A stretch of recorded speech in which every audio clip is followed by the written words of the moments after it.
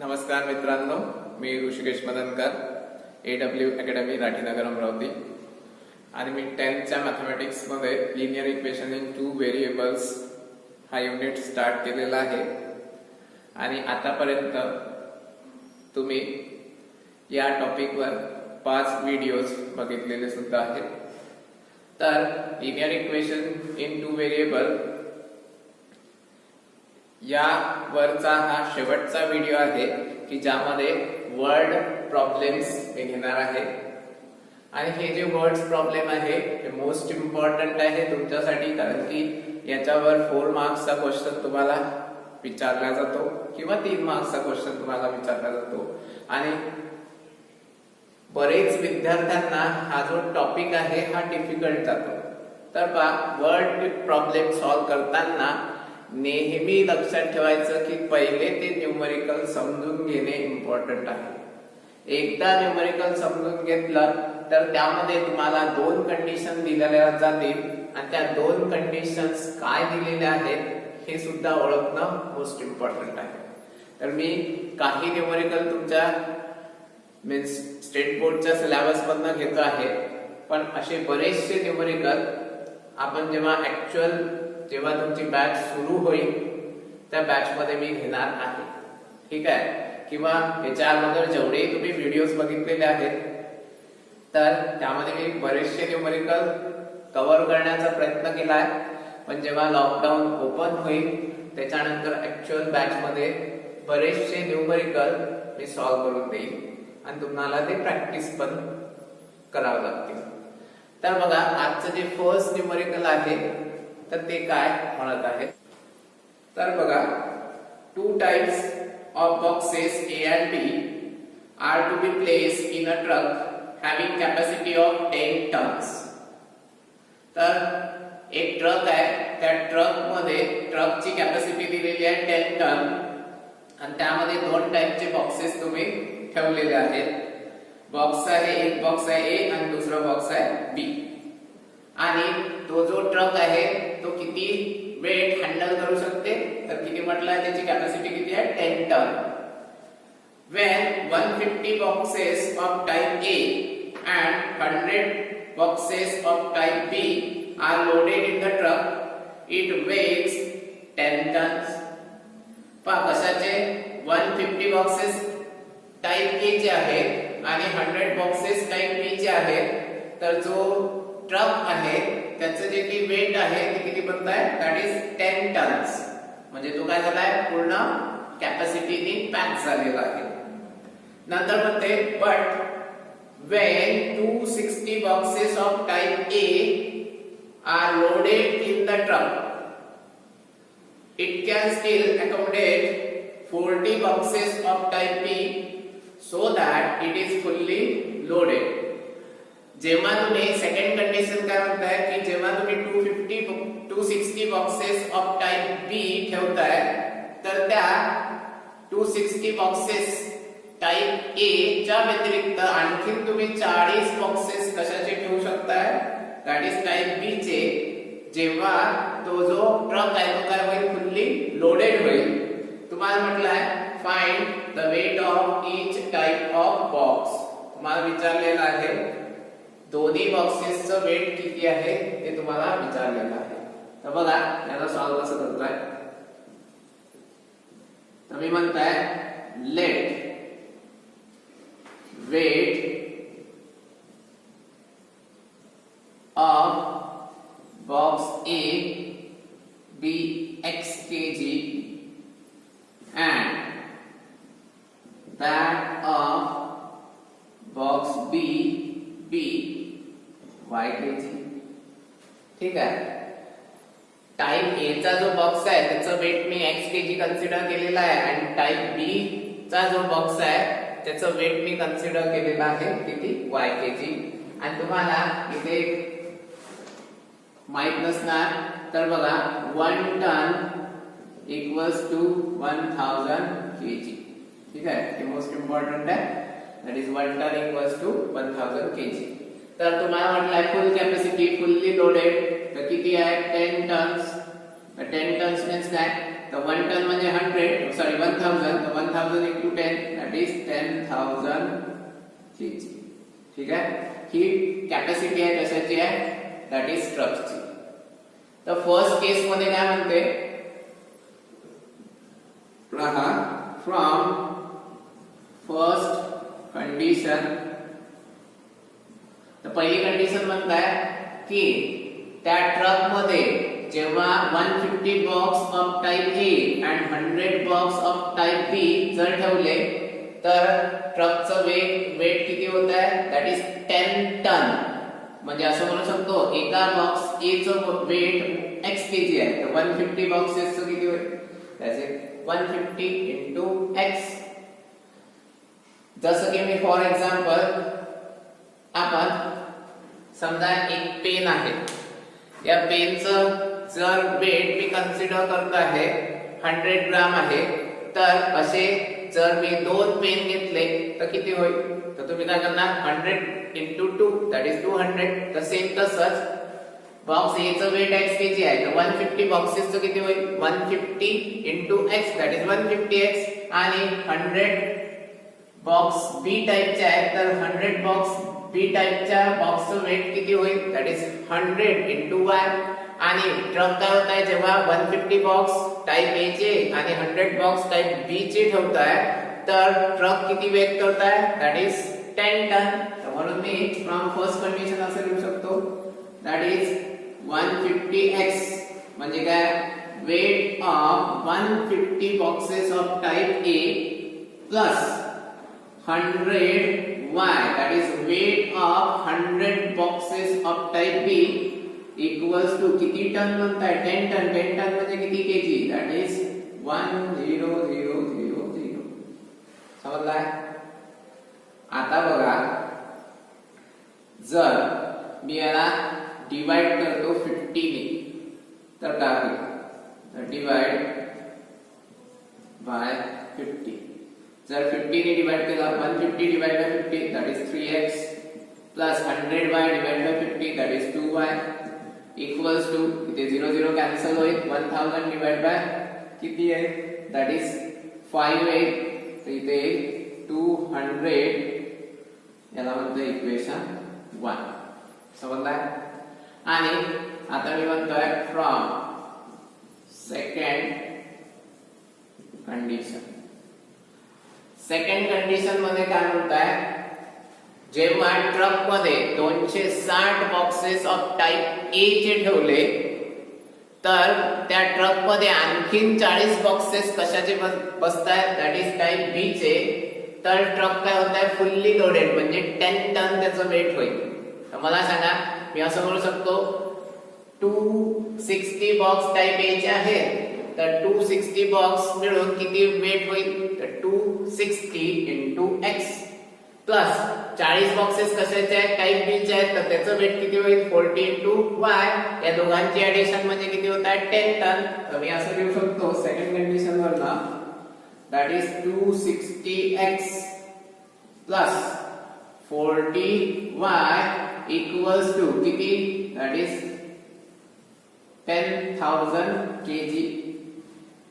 Again पाहता इथे 3x आहे इथे 3x ऑब्टेन करू शकता का अशा नंबरने डिवाइड करा की इथे 3x किंवा इथे 2y आलं पाहिजे. तर बघा याला जर 20 ने डिवाइड केलं तर येऊ शकते. तर मी काय करताय divide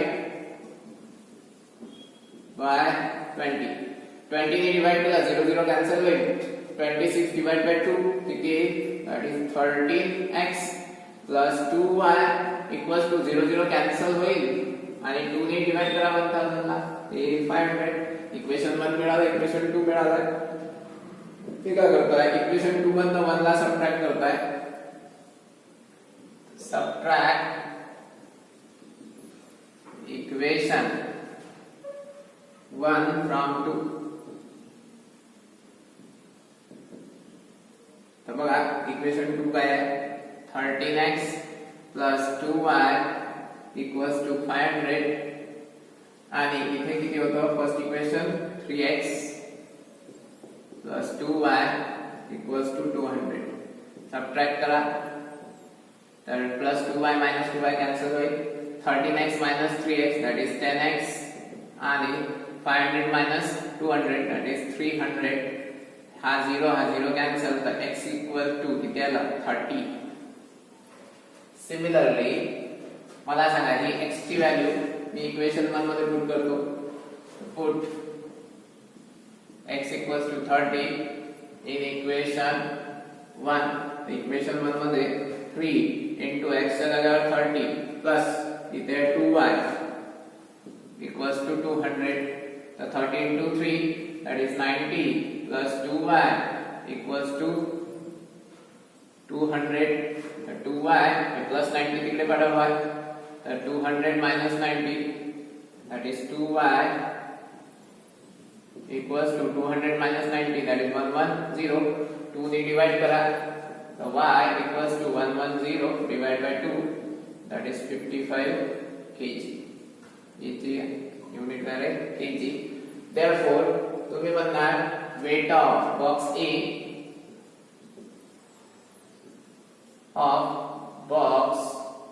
A and B is 30 kg and 55 kg respectively. नंतर next numerical बघा. The denominator of a fraction is 4 more than twice its numerator. Denominator becomes 12 times the numerator if both the numerator and denominator are reduced by 6. Find the fraction. तर बघा हे numerical most important आहे. इथे तुम्हाला काय म्हटलंय की denominator of fraction is 4 more than twice its numerator. याच्यावर एक फर्स्ट कंडिशन मिळणार आणि denominator becomes 12 times the numerator if both the numerator and denominator are reduced by 6. ठीक आहे. तर पहा याला सॉल्व कसं करायचं. मी म्हणताय let x be the numerator and y be the denominator of fraction. Therefore तुम्हाला फ्रॅक्शन काय मिळणार that is fraction equals to x upon y. ठीक आहे. हा आपला फ्रॅक्शन आहे आणि तुम्हाला हा फ्रॅक्शनच फाइंड करायचा आहे. म्हणजे x आणि y ची व्हॅल्यू जी काही येईल ती इथे तुम्हाला पुट करायची आहे लास्ट मध्ये. आता फर्स्ट कंडिशन तुम्हाला काय दिलेली आहे. द फर्स्ट कंडिशन काय म्हणतात बघा. that is the denominator of fraction is 4 more than twice its numerator.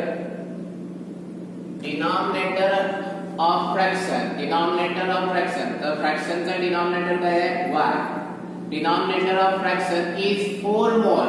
is म्हटलाय म्हणजे equal to 4 more म्हणजे +4. ठीक आहे. 4 more than twice its numerator. The numerator आहे x. Twice म्हणजे 2 times कोणाच्या तर न्यूमरेटरचा. तर twice that is 2x. समजलाय. but denominator of fraction is म्हणजे equal to 4 more. 4 आणि more म्हटलाय म्हणजे ऍडिशन तर +4 कोणाच्या तर twice of its numerator. म्हणजे न्यूमरेटरची डबल दिली त्यामध्ये 4 ऍड केले तर तुम्हाला काय भेटते डिनॉमिनेटर मिळते. तर याच्यावर मी हा 2x इकडे पाठवतो. तर -2x + y = 4. इक्वेशन 1. ठीक आहे. आणि सेकंड कंडिशन काय म्हणत आहे तुम्हाला denominator becomes 12 times the numerator if both the numerator and denominator are reduced by 6. तर मला सांगा सेकंड कंडिशन काय म्हणते. जर न्यूमरेटर आणि डिनॉमिनेटर दोघांनाही 6 ने डिक्रीज केला म्हणजे हा x आहे तर इथे काय x - 6 आणि हा y आहे तर हा काय होईल y - 6. तर त्या केस मध्ये डिनॉमिनेटर म्हणजे रिड्यूस झाल्यानंतरचा डिनॉमिनेटर तर डिनॉमिनेटर रिड्यूस कितीने केला तर 6 ने. इथे म्हणतोय मी y - 6 हा डिनॉमिनेटर रिड्यूस झालेला डिनॉमिनेटर किती टाइम्स आहे तर 12 टाइम्स कोणाच्या रिड्यूस झालेल्या न्यूमरेटरच्या. तर रिड्यूस झालेला न्यूमरेटर किती राहील तर कितीने रिड्यूस केलाय 6 ने म्हणून x - 6. समजलाय का मोस्ट इम्पॉर्टंट आहे. तर आता पहा इथे y - 6 इक्वल्स टू इथे 12x मायनस 12 ने मल्टिप्लाय करा पाच करून पहा तर दॅट इज 72. आता हा -6 तिकडे पाठवा 12x इकडे घेऊन द्या इथे तुम्हाला मिळणार that is -12x plus y equals to हा -6 तिकडे गेला +6 प्लस सॉरी -72. तो काय -12x plus y equals to 72 मधनं 6 काढा तर ते येईल -66. याला म्हणतो इक्वेशन 2. आता पहा 1 आणि 2 मध्ये कंपेअर करा. इथे y चा कोएफिशिएंट +1 आहे तिथे y चा कोएफिशिएंट +1 आहे. तर मी म्हणतोय subtracting equation 2 from equation 1. Equation 2 ला इक्वेशन 1 मधनं सबट्रॅक्ट करा.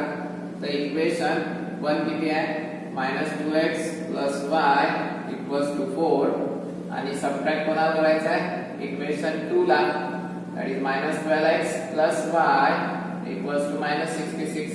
तर सबट्रॅक्ट करायचं आहे म्हणजे इथे साइन प्लस होईल इथे मायनस होईल इथे प्लस होईल. +1 + y - y कॅन्सल +12 -2x आहे इथे +12x आहे तर इथे 10x = 66 + 4 दॅट इज 70. तर हे 0 0 कॅन्सल तर x मिळणार 7. ठीक आहे ही x ची व्हॅल्यू आहे इक्वेशन 1 मध्ये पुट करा किंवा 2 मध्ये. आपण 1 मध्ये पुट करू. Put x = 7 in equation 1. इथे -2 * 7 plus y = 4. -2 * 7 -14 plus y = 4.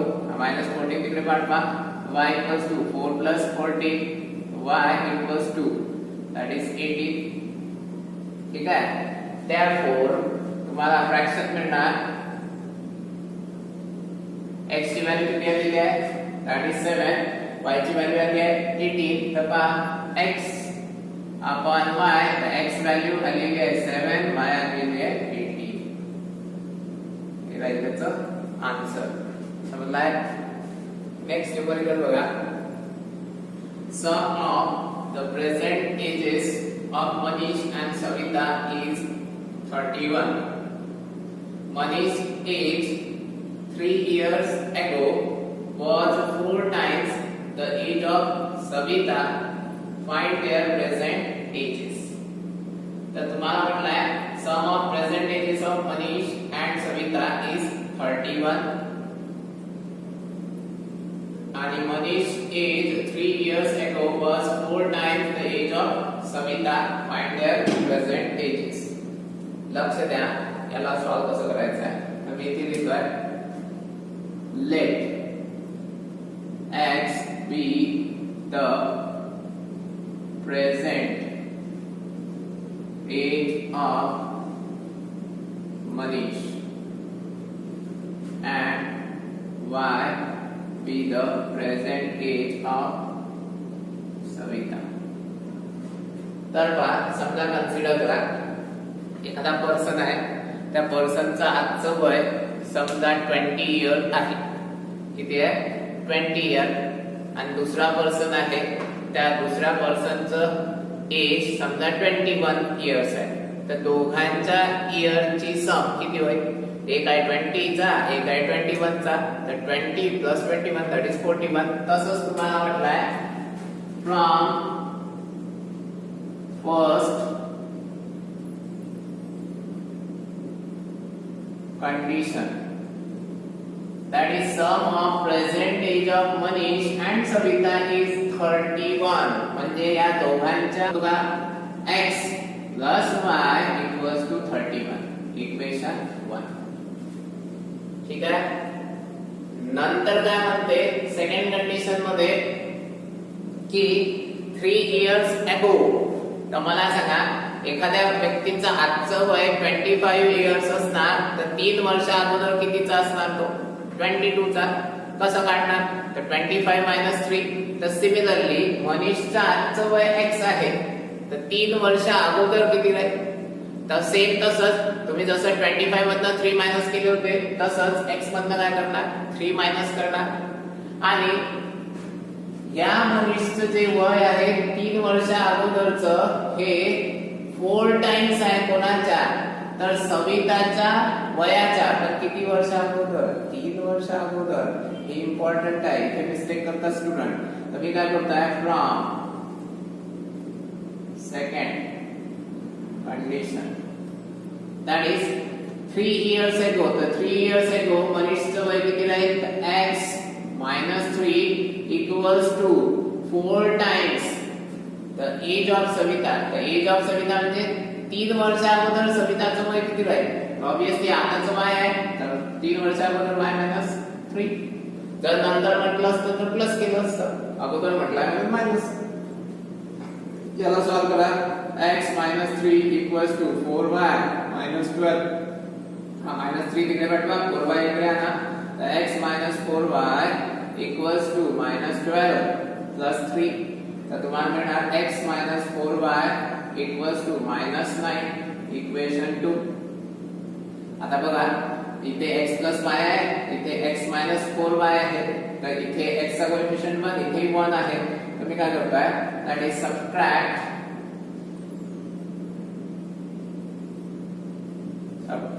Equation 2 from equation 1. So 1 as it is given x plus y equals to 31. x minus 4y equals to -9. याला सबट्रॅक्ट करायचं आहे. याची साइन प्लस याची sign plus plus x minus x cancel. इथे y plus 4y 5y and 31 plus 9 that is 40. Therefore y equals to 40 divided by 5 that is 8. So y equals to मिळाला 8 years. Similarly आता मला x पाहिजे इथे put करा. तर put y equals to 8 in equation 1. तर काय होईल x plus 8 equals to 31. Therefore x equals to 31 minus 8. तर x equals to that is 23 years. Therefore तुम्ही म्हणणार therefore present age of Manish is 23 years and that of Savita